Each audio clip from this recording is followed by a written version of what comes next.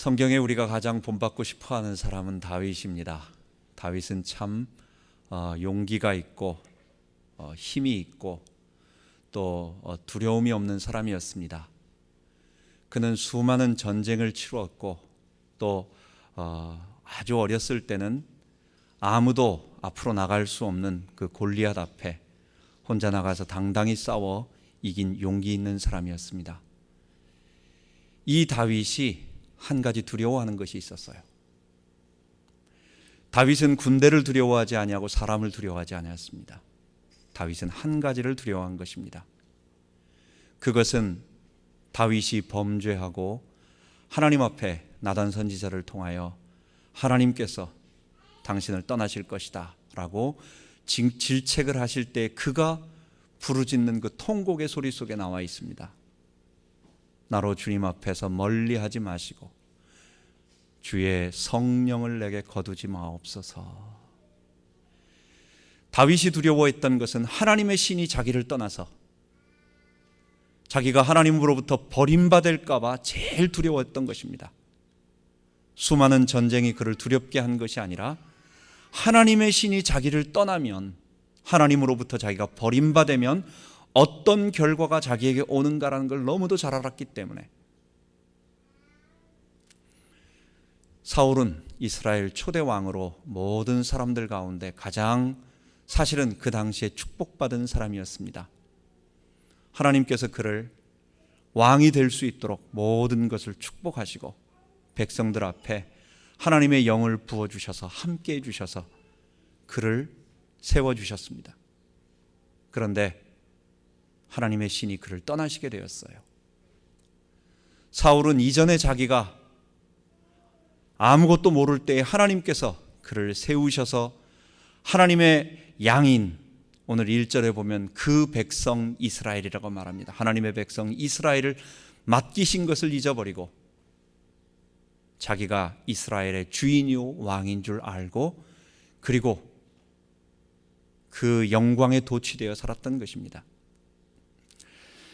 하나님은 지난 시간에 우리 믹마스라고 하는 지역에 블레셋이 침략했을 때 그때 전투를 통하여 요나단이 그 블레셋 군대를 다 무너뜨리고 이기게 되는데 그때 사울이 사무엘이 오지 않는 것을 통해서 자기가 스스로 하나님 앞에 번제를 드리게 되는 것입니다. 그것이 첫 번째 하나님의 경고였습니다. 하나님은 사울이 왕이 돼서 1년 후에 이루어졌던 그 사건을 통하여 너가 아무리 왕이라고 해도 하나님의 말씀을 듣는 순종하는 자여야지 너가 스스로 모든 것을 할 수 없다는 것을 말씀하시고 하나님께서 사울을 경고하셨습니다. 그리고 바로 하나님은 사울을 패하신 것이 아니라 20여 년 동안 다윗이 기름 부음 받고 나서 등장하기 바로 전까지 거의 20년에서 25년 정도까지의 기간을 하나님은 사울을 패하지 아니하시고 그에게 기회를 주신 것입니다.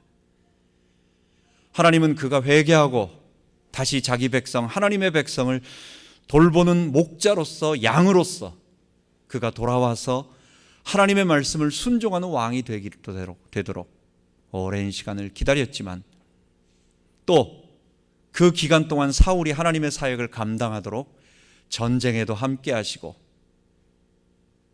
블레셋과 암몬과 또 모압과 소바의 여러 왕들을 다 이길 수 있도록 함께 해 주셨습니다. 그러나 사울은 그 하나님의 기다림을 자기가 얻은 작은 성공에 다가오는 성공에 뒤따르는 그 영광에 취하여서 도취되어서 그는 점점 자기가 하나님이 세우신 왕이요 이스라엘의 자기가 왕이 목자가 아닌 것입니다. 이스라엘의 목자는 하나님이시고 자기는 그 이스라엘 양들 맨 앞에 세워진 또 하나의 양이라고 하는 사실을 그것을 잊어버린 것입니다. 그래서 사울은 자기가 왕인 줄 알고 자꾸만 하나님의 나라를 자기의 나라로 착각을 하고 그래서 사울은 결국은 하나님의 나라를 탈취하는 아담의 것과 같이 된 것입니다. 여러분, 이런 사울의 잘못, 실패가 그 이후 하나님이 이제는 오늘 사건을 통해서 완전히 사울의 잘못이 드러나고 그가 범죄하는 것이 드러나므로 오늘 하나님의 신이 완전히 사울을 떠나는 그 사건이 벌어지게 되는 것입니다. 왜 하나님께서 사울을 버리시고 떠나셨을까요? 왜 사울과 다윗은 똑같이 출발했는데 오히려 사울이 어쩌면 더 절대로 다윗과 비교했을 때 사울도 처음에는 그렇게 나쁘지 않았는데 왜 그렇게 됐을까요? 저는 고난이라고 하는 지난 시간 2번에 걸쳐서 고난이라고 하는 긴 눈물의 골짜기를 통과하면서 하나님이 어떤 분인지 내가 누군지를 깊이 아는 그런 성화의 과정이 없었다. 그것 때문이 아니었겠느냐라고 저는 말씀을 통해서 여러분들에게 나눠드렸습니다. 우리는 성화의 과정하면 내가 죄를 다 없이 거룩하게 착한 백성, 윤리적으로나 도덕적으로 이렇게 변화되는 것만 생각하지만 실제로 말한다면, 다른 측면으로 말한다면 성화라고 하는 것은 하나님 앞에 내가 정말 죄인이군요 라고 하는 사실을 진심으로 고백해 나가는 과정인 것입니다. 그렇기 때문에 나는 그리스도가 없이는 주의 보혈과 나는 주의 성령이 나와 함께 하셔서 나를 지켜주지 아니하시면 나는 안 됩니다 라고 하는 것을 고백하며 하나님 앞에 점점 나의 죄의 본성들이 씻겨 나가는 그런 과정을 성화라고 하는 것입니다. 사울은 하나님의 축복으로 어려움 없이 이스라엘의 왕이 되었지만 그러나 그는 그에게 베푸신 하나님의 축복을 알았어야 했는데 그러나 우리의 죄의 욕구를 이기지 못하고 우리 죄의 본성을 이기지 못하고 실패하게 된 것입니다. 그래서 오늘 사울 마지막 3번째 말씀 속에서 우리는 사울이 실패하게 된 원인 3가지, 오늘 일어난 이 사건을 통해서 사울이 아말렉 진멸 전쟁을 통하여 하나님께 불순종하는 그 사건 속에 나타난 사울의 치명적인 실수 3가지, 그것을 통해서 살펴보고 오늘을 살아가는 우리가 어떻게 사울의 실수를 저지르지 아니하고 우리도 하나님의 성령에 그대로 인도함을 받으며 거룩한 백성으로 승리하는 백성으로 살 것인가 하는 말씀을 나누도록 하겠습니다. 첫 번째, 사울이 버림받은 이유는 무엇이었느냐? 첫 번째, 사울은 죄가 얼마나 무섭고 치명적인 것인가를 알지 못했던 것입니다. 3절에 보면 자기가 지금 가서 아말렉을 쳐서 그들의 모든 소유를 남기지 말고 진멸하되 남녀와 소아와 젖 먹는 아이와 우양과 약대와 나귀를 죽이라 하셨나이다. 하나님께서 사무엘을 통하여 사울에게 가게 하셔서 말씀하십니다. 사울에게 말씀하십니다. 아말렉의 모든 것을 진멸하라는 것입니다. 여러분, 우리 진멸 전쟁은 참 오늘 이 시대를 사는 우리에게 얼뜻 보면 어렵습니다. 오늘날 우리의 전쟁에 본다면 무슨 제네바 협약인가 이런 것도 있지만 포로로 잡았을 때는 사람을 죽여서는 안 됩니다. 그 다음에 군사가 아닌 일반 민간인을 죽이게 되면 또는 심지어 군인이라 할지라도 위생병, 병원 표시가 되어 있는 그런 위생병, 그런 사람, 그런 병원 시설이라든지 어떤 그런 부분을 폭격한다면 큰 문제가 생깁니다. 그런데 하나님은 지금 아말렉에게 가서 그의 모든 사람, 심지어는 젖 먹는 어린아이까지, 백성은 말할 필요 없고 성인 남녀는 말할 필요 없고 젖 먹는 어린아이까지 또는 우양, 소와 양과 낙타와 모든 것들을 다 없애라고 하는 거예요. 완전히 초토화시키라는 거예요. 여러분, 이것이 무엇입니까? 우리가 진멸 전쟁을 하나님께서 이스라엘 백성들 모세를 통하여 말씀하시는 것을 보면서 우리는 진멸 전쟁을 오해해서는 안 됩니다. 진멸 전쟁은 무엇 때문이냐? 그 진멸당할 백성들의 죄악 때문이에요. 하나님은 멀쩡하게 잘 있는 착한 백성을, 이스라엘 백성이 가나안 땅에 들어가도록 하기 위하여 그 땅을 빼앗기 위하여 전부 그렇게 멸절하라고 하시는 것은 아닙니다. 가나안 족속의 죄악이 하늘에 닿고 그들이 하나님을 대적하고 그들이 우상 섬기고 그 우상 섬김의 결과로 윤리적 도덕적 타락이 극에 달하니까 하나님은 그 죄에 대한 결과, 그것을 하나님은 심판하시는 것입니다. 하나님이 진멸 전쟁을 할 때에 모든 죄 있는 백성들을 다 심판하시는 것도 아니었어요. 죄의 본산지는 사실 어디냐? 멀리 있는 바벨론입니다.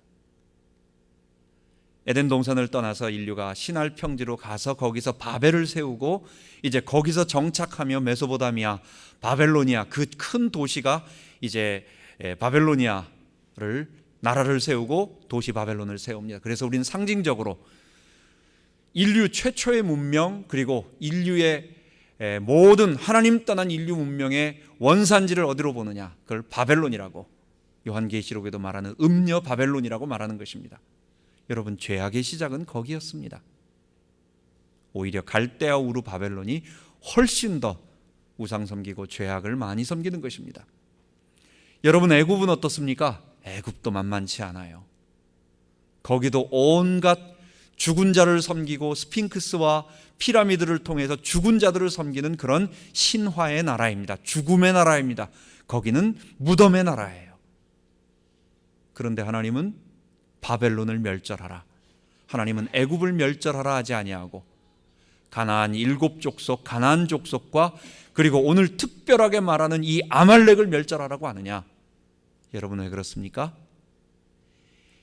그것은 죄에 대한 진멸을 최소화하되 이스라엘 자기 백성이 죄에 오염되지 않도록 하는 이스라엘 백성을 위한, 즉 가나안과 그와 인접한 국가에만 해당되는 것이었습니다. 여러분, 하나님이 왜 이렇게 죄를 참혹하게 그리고 무섭게 심판하십니까? 하나님은 이 죄가 미워하시고 죄를 미워하시고 죄를 싫어하시는 분이십니다. 하나님은 선한 분이시기 때문에 악한 것을 그냥 싫어하신다, 여러분, 이 정도가 아니에요. 하나님이 성경을 통해서 계속해서 우리들에게 죄에 대한 것을 얘기하는 것은, 여러분, 이 죄는 우리 인간 속에 있는 어떤 추상적인 개념이 아니라 우리 내면 속에 실제하고 있는, 이거는 실제입니다. 여러분, 부모는 자기 자식이 아플 때 잘 치료를 하지 못해요. 아무리 좋은 의사 선생님도 자기 자녀를 직접 수술하고 막 이렇게 하기가 어려워요. 저희 형 다리에 큰 상처 자국이 하나 있습니다. 좀 이렇게 길게 좀 보기 흉한 흉터가 하나 있습니다. 어렸을 때 다리 이 아래쪽에 이 종기가 나서 크게 부었는데 아버지가 그 고름을 짜내고 이렇게 터트려야 하는데 터트리기가 무서워서 손을 떨면서 눈을 감고 칼로 살짝 그었는데 그게 크게 찢어진 거예요. 그래가지고 위에서부터 아래까지 쭉 이렇게 흉터가 있습니다. 우리가 우리 아이나 누구를 봤을 때 저 상처의 문제를 완전히 씻어내고 닦아내고 제거해야만 치료된다고 해야 되는데 우리 부모들은 그걸 못하는 거예요.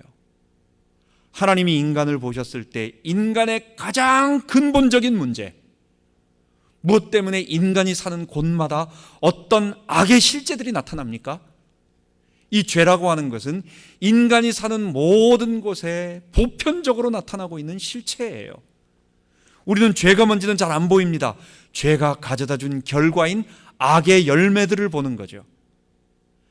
사람 사는 곳에서 나타나고 있는 수많은 아픔들, 눈물들, 고통들, 죽음들, 인간에 의해서 저질러지고 있는 많은 것들이, 여러분, 성경은 우리 바깥에 있는 어떤 실체가, 어떤 하나님도 제어할 수 없는 악의 영적 실제가 우리에게 고통을 준다고 말하지 않고, 나도 모르는 뜬금없는 저 영겁의 세월 속에 내가 쌓아놨던 알지 못하는 무슨 전생의 업이라고 말하지 않고, 성경은 뭐라고 말하느냐?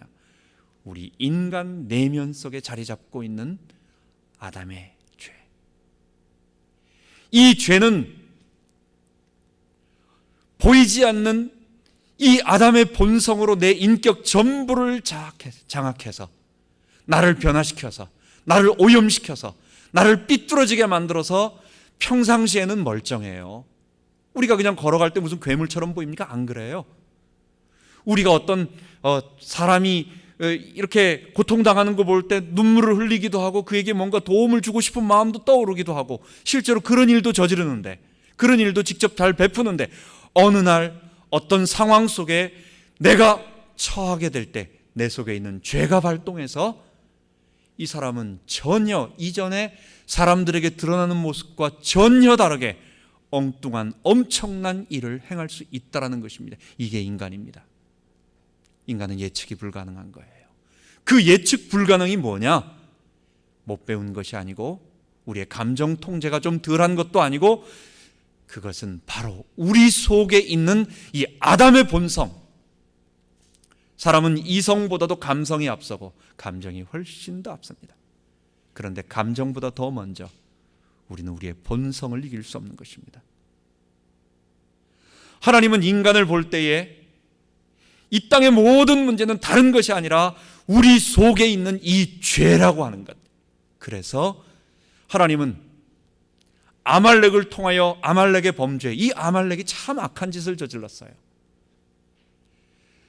이스라엘이 나왔을 때 제일 먼저 이스라엘을 공격하던, 약탈하던 이들은 광야에서 약탈하며 살아가는 에서의 손자가 아말렉이고 그의 후손들입니다.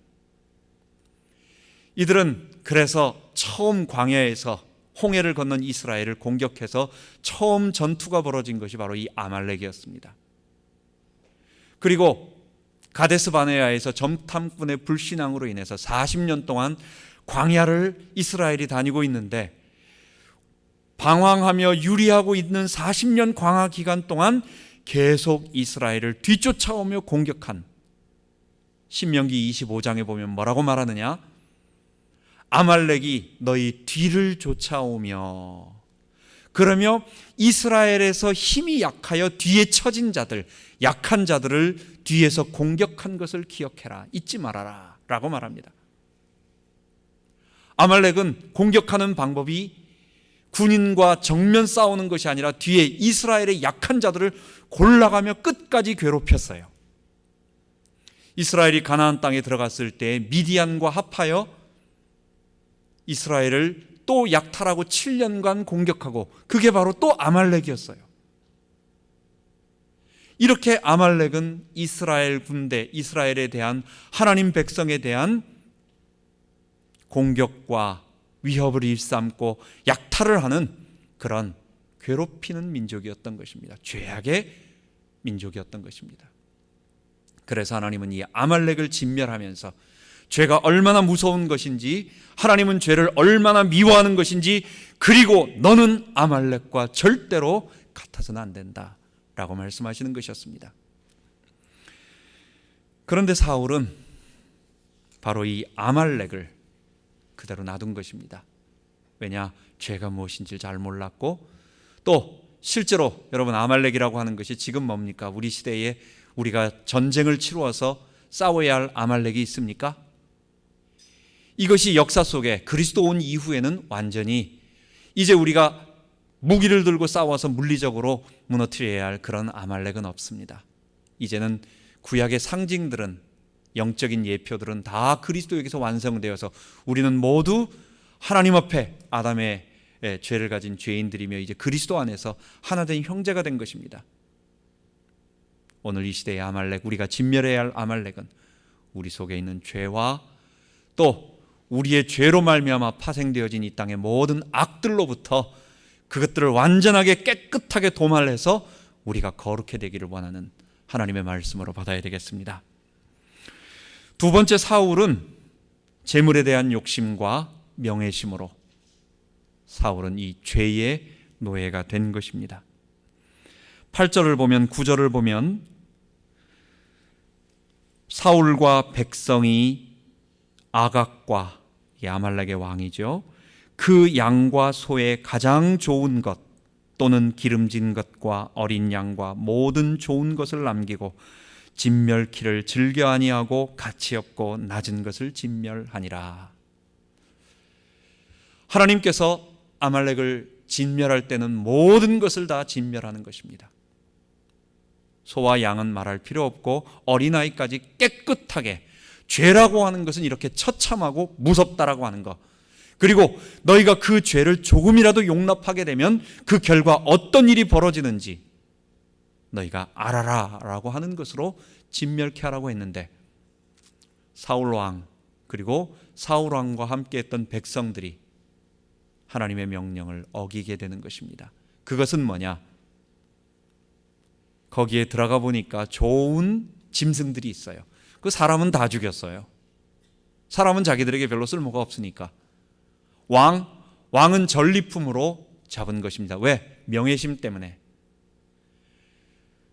사울이 데리고 백성들 앞에 가가지고 많은 사람들 앞에서 아말렉 왕을 자기 무릎 앞에 꿇리고 머리를 조아리게 만든다면 얼마나 참 멋있는 퍼포먼스가 되겠습니까? 사람들 앞에 얼마나 참 자기를 드러내고 하는 이런 것이 되겠습니까? 그 필요한 그 왕 하나 남겨두고 사람은 다 진멸하고, 그 다음에 물건에 대한 욕심, 재물에 대한 욕심, 좋은 것들, 소와 양과 낙타와 기름진 좋은 짐승들은 다 가지고 오고 나머지 것들은 다 죽인 거예요.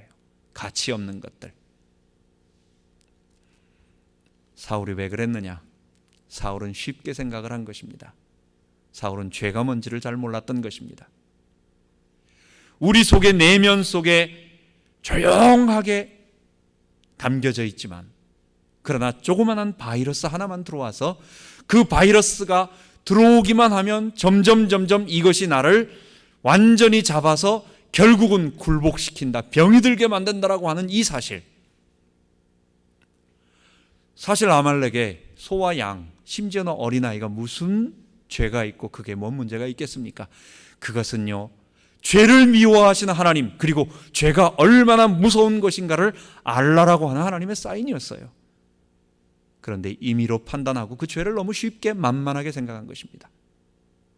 그래서 기름진 것, 자기가 좋은 것들은 남겨두고 나머지를 필요 없는 것들만 멸하게 된 것입니다. 이 부분을 본다면 우리는 여리고성 전투를 승리하고 나서 이스라엘이 조그마한 성, 아이성이라고 하는 아이 같은 아이성을 이제 전쟁을 하는데, 거기서 이스라엘이 크게 패배합니다. 그 원인이 무엇이었느냐? 그것은 하나님께서, 이 가나안 전쟁은 하나님께 드려진 전쟁이고 이 전쟁은 하나님의 것이기 때문에, 하나님이 싸우는 전쟁이기 때문에 이 모든 재물들은 하나님의 것이다라고 하는 것을 보여주기 위해서 여리고성의 어떠한 물건도 취하지 말라고 말씀하셨습니다. 그런데 유다 지파, 거기에 아간입니다, 이름이. 이 아간이 아주 좋은 외투 하나, 그리고 은 200세겔, 그리고 50세겔의 금 한 덩어리, 이 물건을 보고 이건 좋단 말이에요. 그리고 이거는 죽어있는 생명이기 때문에 뭐 살아있는 양이나 소나 이런 것이 아니라 숨기기도 쉬워요. 이거는 뭐 말 안 하고 가만히 있으니까, 나만 가지고만 있으니까. 그래서 이것이 아까워가지고 하나님께서 말씀하신 대로 모든 죄악의 것들을 다 없애지 아니하고 그것을 몰래 숨겨서 자기 장막에 숨겨둔 것입니다. 그것 때문에 하나님께서 이스라엘을 아이성 전투에서 패배케 하시고, 그 패배의 원인을 말씀하시면서 모든 백성으로 제비를 뽑게 만들고 그 중에 딱 한 사람, 그 수백만 명 중에서 딱 한 사람 아간을 찝어내고, 이 아간의 죄 때문에, 이 물질에 대한 욕심, 그것 때문에 이스라엘이 패배했다는 것을 말씀하시는 것입니다. 여러분, 아골골짜기 있죠. 아골골짝 빈들에도 복음 들고 가오리다라는 그 아골골짜기가 바로 이 아간이 저지른 죄악을 하나님께서 진멸하시도록 그 아간을 모든 백성이 돌로 쳐서 죽이고 태운 곳이 바로 아골골짜기입니다. 하나님은 그렇게 죄를 미워하시고 또 그 죄가 우리 속에 조금이라도 남아있으면 이 죄가 우리를 어떻게 파괴한다라는 것을 우리들에게 보여주시는 위대한 의사시기 때문에 우리에게 조심하라고 당부하고 또 당부하고 또 당부하시는 것이었습니다. 그런데 사울은 그것을 쉽게 생각하고 자기 임의대로 기름진 양, 소, 낙타, 말 이런 것들을 그대로 탈취한 것입니다. 마지막으로 세 번째, 사울은 하나님 자신과 그분께 드리는 예배를 오해한 것입니다. 22절에 보면 사무엘이 가로되 여호와께서 번제와 다른 제사와 그 목소리 순종하는 것을 좋아하심같이 순종하는 것보다 좋아하시겠나이까 라고 말하고 있습니다. 사무엘이 사울에게 가서 이 양과 이 소와 이런 짐승의 소리가 무엇입니까? 물어봤더니 사울은 사무엘에게 말합니다. 나는 원래 다 진멸하려고 했는데 하나님께 제사를 드리려고, 하나님께 예배 드리기 위하여 좋은 것들을 남겨두었습니다. 여러분, 사실 가만 보면 이건 궁색한 변명인 것을 알고 있습니다. 그러나 그 대답 속에는 사울이 하나님과 예배에 대한 사울의 생각을 알 수 있습니다. 사울은 하나님이 우리의 삶은 아무렇게나 살아도 되고 어떻게 살든지 그렇게 큰 관심 없고, 하나님은 예배 한번 드려주면, 제사 한번 드려주면 그냥 기분 좋아가지고 가만히 있는 그런 아무 능력 없는 죽은 우상으로 생각을 한 거예요. 사울은 하나님 앞에 불순종해도 하나님 앞에 제사, 제물 좀 좋은 것 많이 드려주면 하나님 그래도 기분 좋아가지고 좀 헬렐레 해가지고 하나님이 그걸 좋아하실 줄 알았어요. 여러분, 우리 하나님은 그런 분입니까? 하나님은 그냥 제사 한번 드려주면 좋아하는 그런 우상과 같은 존재입니까? 하나님은 그런 분이 아니에요. 사울이 생각한 하나님은 우리의 순종의 삶, 우리가 하나님의 말씀을 듣고 순종하는 것보다도 제사 드리는 제사 행위가 분리되어져서 있다라고 하고 생각하는 것입니다. 여러분, 이게 가능합니까? 헬라 이원론, 그것은 플라톤 철학입니다. 결국 하늘에 있는 것, 영의 세계, 이데아의 세계는 깨끗하고 영원하고 거룩하고 완전하고, 이 땅에 있는 우리 현실 세계, 우리의 실체의 세계는 이건 그림자고 버려질 것이고 추하고 악하고, 극단적일 때는 악하고 조금 덜할 때는 무가치하고, 이게 헬라 이원론의 기본 베이스입니다. 서양 철학은 바로 이 플라톤의 이원론에 기반을 두고 있는 겁니다. 그런데 성경은 뭐라고 말합니까? 우리의 영혼은 거룩하고 우리의 육체는 더럽다고 말합니까? 그렇게 안 해요. 성경이 말하는, 히브리에서 말하는, 이스라엘 성경을 통해서 하나님이 말씀하시는 영혼과 육체를 가진 인간은 하나이고, 영혼의 거룩함은 육체와 분리되지 않아요.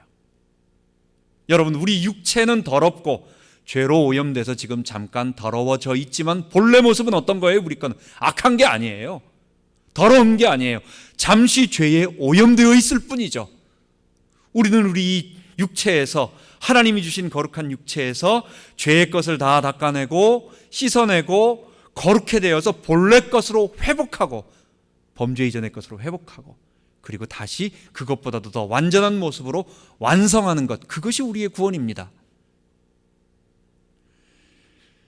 여러분, 사울은 자기가 그냥 예배 한번 드려주고 하나님 앞에 나올 때 제사 한번 멋있게 드려주고 자기 그 다음에 실제 삶에서는 아무렇게나 살아도 된다는, 그렇게 말은 하진 않지만 그의 마음속에 순종하지 않는 그 사무엘에게 제사 드리러 남겨줬다는 말 속에는 오늘의 삶과 그리고 우리의 제사, 이 예배 행위와는 분리되어 있다는 것을 내포하고 있는 것입니다.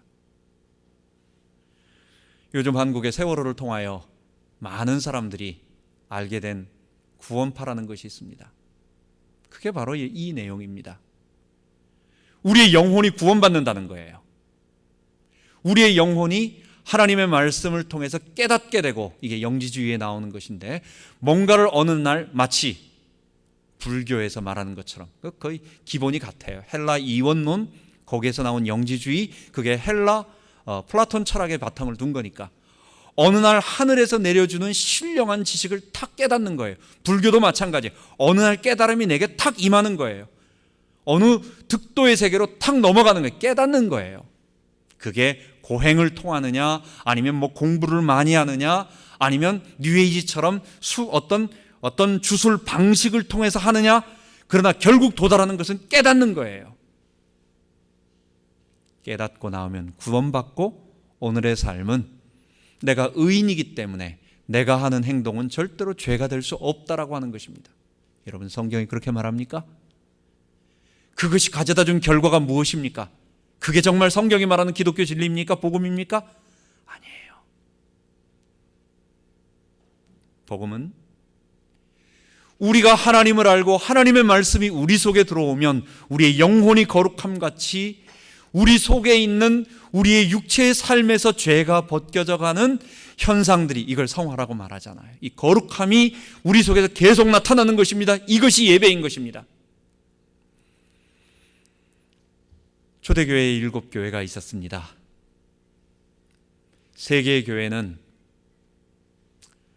그냥 예배의 형태만 남은, 그래서 영적인 힘을 다 잃어버린 그런 교회였습니다. 살았다고 하나 죽었고, 그리고 뜨뜻하지도 않고 뜨겁지도 않고 차갑지도 않고, 그리고 첫사랑을 잊어버린 그런 교회들이었습니다. 하나님이 정말로 칭찬하신 2교회가 있었습니다.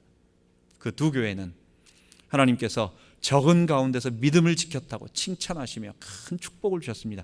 근데 2교회는 앞으로 말세에 일어날 모든 교회들을 상징하면서 말세에 일어날 2교회는 아예 극좌로 나갔다, 극단적으로 나갔다, 이건 교회도 아니다라고 막까지 말하면서 심판을 하시는 그런 저주의 교회가 2개가 있습니다. 그 2교회가 붙잡은 내용이 뭐냐?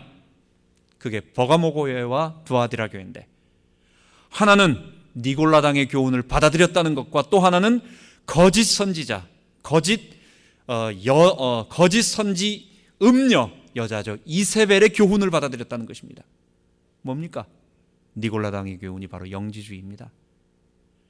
우리의 삶과 우리의 육체적인 행동과 그 다음에 우리의 영혼이 분리가 되어서 우리의 삶은 아무렇게나 살아도, 그건 완전히 나쁜 놈들이죠. 그렇게 말하면 그렇게까지 교리적으로 평소에는 죄져도 된다 이렇게 말은 안 해요. 그렇게까지 뭐 말할 수 있겠습니까? 그러나 우리의 삶에 성령이 나타나고 있는 이 거룩의 모습을 얘기하지 않고 영적인 것만 추구합니다. 우리가 영적으로 거룩해진다라고 영적인 것만 얘기하다 보니까 육체의 삶은 필연적으로 어떤 결과가 나오냐, 무시해버리거나, 아니면 이것은 아무것도 아니니까 극단적인 도덕 폐기론, 그게 고린도 교회의 문제였습니다. 교회 안에서 너무 신실한 교회를 이끌어갈 리더들이 이 영적 이원론에 빠져가지고 니골라당의 교훈 같은 이런 것에 빠져가지고 삶과 전혀 문제가 그냥 괴리가 되어서 교회 안에서 자기 어머니의 아내, 누굽니까? 계모 아니에요? 를 아내로 취하는 것입니다. 음란 행위가 일어나는 것입니다.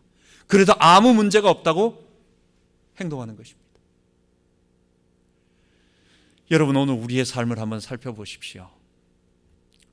우리가 하나님 앞에 드리는 예배가 사울처럼 제사 한번 드려주는 예배가 아닌가. 물론 우리가 평상시에 우리의 삶을 예배드리는 삶으로 살아야 한다는 것, 그거는 완전한 모습이지만, 그러나 우리가 100% 그럴 수 없다는 것을 우리는 잘 알고 있습니다. 그러나 우리의 삶은, 일주일의 삶은 다르지 않아요. 우리 일주일의 삶은, 평일의 삶이 내가 하나님 앞에 예배하고 있는 하나님이 내 일터에, 내 가정에, 내 친구 관계 속에 함께 하시며 살아가는 것, 그게 순종하는 삶이고, 예배는 뭡니까? 그 순종하는 삶이 연결되어진, 그래서 일주일에 하나님의 말씀을 듣고 경배하고 찬양하는, 그것이 우리의 예배가 되는 것입니다. 저는 그래서 어떨 때는 예배 드리러 간다, 그것 은혜 받으러 간다라는 말도 사실은 엄밀하게 본다면 철저하게 나를 중심으로 말을 표현하는 것입니다. 은혜 받으러 간다. 우리가 좋은 무슨 의미인지는 잘 알고 있지만 하나님이 은혜 안 주시면 그럼 안 갈 겁니까? 그 은혜 받는다는 게 뭘 의미하는 것입니까? 내게 어떤 감동이 온다? 옛날에 어떤 목사님이 그 간증하는 걸 들었어요. 자기가 설교를 하는데 그때 하나님 떠난 인간의 비참함을 얘기하면서 집 나간 그 강아지, 자기가 옛날에 자기 그 강아지가 자기가 기르던 애완견이 나가가지고 막 며칠 만에 찾아가지고 몰골이 완전히 망가져가지고 겨우 찾은 그런 개를 찾은 그걸 얘기하면서 하나님 떠난 인간의 비참함을 설명했습니다. 근데 저쪽 뒤에서 어떤 분이 통곡을 하며 우는 거예요. 그래서 목사님 생각할 때 오늘 성도님이 정말 하나님 말씀에 은혜를 받았나 보다. 그래서 나갈 때에 인사할 때에 물어봤습니다. 성도님 어떤 말씀 속에서 은혜가 되셨습니까? 했더니 그 강아지가 우리 집 강아지래. 자기도 그 강아지를 잊어버린 적이 있대. 그래서 우리 집 강아지가 옛날에 그때 얼마나 힘들었을까 생각하니까 너무너무 눈물이 난다는 거예요. 그는 자기 죄에 대한 통곡이 아니라 그 똑같이 자기도 잊어버린 그 강아지에 대한 눈물이었어요. 여러분, 뭐가 은혜입니까? 하나님 앞에 우리가 나아가서 드리고 나의 죄인됨을 고백하고 하나님, 나는 정말 주님, 우리 주님, 예수님, 그리스도의 십자가 없이는 안 되는 사람입니다라고 고백하고 그분 앞에 부족하지만은 나의 물질을 드리고 예배를 드리고 못하는 목소리로 하나님 앞에 찬양 드리고 매일 우리가 24시간 그리고 일주일 내내 그렇게 살면 좋겠는데 안 되잖아요. 우리의 삶이 그렇게 안 되잖아요. 그러니까 하나님의 말씀을 이 시간을 정해놓고 하나님 앞에 드리는 예배 시간입니다. 사울은 이 예배를 만홀하게 여긴 것입니다. 사울은 이 예배를 한번 드려주는 행위로 생각한 것입니다. 사울은 하나님이 내가 한번 제사 좀 드려주면, 내가 한번 예배 참석해주면, 내가 왕으로서 평소에 양을 한 10마리 바쳤는데 한 100마리쯤 바쳐주면 좋아할 줄 아는 하나님으로 우습게 여긴 거예요. 하나님이 헌금 좀 많이 내면 좋아하십니까? 여러분, 그런 게 아니에요. 전능하신 하나님 앞에 우리의 모든 것을 내어드리는, 피조물로서 창조주 앞에 엎드리고 경배하는 우리 삶의 전 태도, 그걸 예배라고 말하고, 그 예배의 연장이 이제 일주일에 한번 모든 성도들끼리 나와서 하나님의 말씀 듣고 순종하고 경배하고 교제하는 이 행위, 이것이 예배인데 사울은 그것을 실패한 것입니다. 그것을 잊어버린 것입니다. 하나님은 선언하십니다. 사무엘을 통해서 선언하십니다. 세 가지를 우습게 여기고 하나님을 거부했던, 하나님의 말씀을 우습게 여겼던 사울에게 하나님은 이제 다윗을, 하나님께서 당신의 왕위를 폐하실 것이다, 다시는 하나님이 당신을 쓰지 않는다라고 선언을 내립니다. 20년 동안 참고 기다리셨고, 하나님이 그동안 사울이 돌아오도록 기다리시며 사울이 하는 모든 일 속에 함께하여 주셨지만 이제 하나님이 사울을 떠나버리십니다. 여호와의 신이 떠나시니 사울이 어떻게 됩니까? 그 다음부터 하나님이 부리시는 악신, 늘 사울을 번뇌케 하는 겁니다. 사울은 늘 정신적인 늘 불안함이 있어요. 평안함이 없어요. 내 왕위가 언제 패할 거다. 누가 나를 분명히 인기 있는 자, 하나님이 누군가 세워가지고 나를 이 왕위를 패할 거다. 그러니까 사람들을 볼 수가 없어요. 조금만 인기 있으면 혹시 저놈이 해가지고 그 마음속에 계속해서 평안함이 없습니다. 이건 정신적인 불안함, 내적인 평안이 없이 고통입니다. 또한 그것뿐만 아니라 귀신에 대한 직접적인 고통, 번뇌, 악신에 의한 번뇌가 옵니다. 마지막에 어떻게 됩니까? 이제는 도저히 어쩔 수가 없어요. 엔돌에 신접한 접신하는 여인, 무당이죠.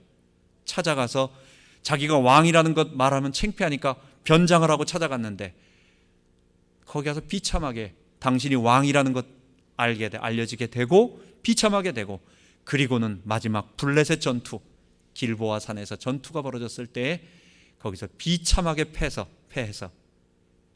그의 시체가 그 블레셋 군대의 성벽에 못이 박혀서 매달린 채로 거기서 멸절하게 됩니다. 그리고 그의 자녀들은 모두 죽게 되고 심지어 하나 남은 손자 무비보셋 막 이런 그런 자녀들까지도 다 왕위를 빼앗기고 어려움을 당하는 일을 당하게 되는 것입니다. 여러분 왜 그랬습니까? 죄가 뭔지를 이해하지 못했던 사울, 그리고 물질의 탐욕과 명예심, 그것으로 작은 성공이 주는 그 영광에 취해서 하나님의 말씀 불순종한 것, 그리고 나서 예배라는 것은 우리 주일날 예배 드리는 그것만 얘기하지 않습니다. 우리의 삶의 태도를 얘기하는 것입니다. 하나님 앞에 피조물로서 경건하게 살아가고자 하는 그 모습, 거기에서 실패한 사울, 하나님은 완전히 버리게 되는 것입니다. 우리도 사울의 전철을 밟지 말고 이제 다음 시간부터 볼 하나님의 사람, 눈물의 골짜기를 15년 동안 다니면서 하나님 앞에 자기가 누군지를 알고 하나님을 알고 하나님 없이는 살 수 없다는 것을 늘 고백했던 이 믿음의 사람 다윗을 따라가는 우리 모든 성도 되기 바랍니다. 하나님 아버지, 사울의 영광, 하나님, 그러나 하나님이 그를 버리신 후, 여호와의 신이 그를 떠난 이후 비참하게 되는 것을 보게 되었습니다. 하나님, 우리도 사울처럼 모든 하나님이 주신 것들의 그 축복에 도취돼서, 작은 성공에 도취돼서 하나님을 잊어버리고 불신앙 가운데 우리의 죄의 본성을 따라 살지 말고 하나님 앞에 겸손하게, 죄가 얼마나 치명적이고 무서운 독소인지를 알고, 그리고 그리스도의 능력, 십자가의 능력을 의지하고 하나님 섬기며 하나님이 우리에게 일을 맡기셨을 때 마음껏 감당할 수 있는 귀중한 일꾼들 되게 하여 주옵소서. 감사드리며 우리 주 예수 그리스도 이름으로 기도하옵나이다. 아멘.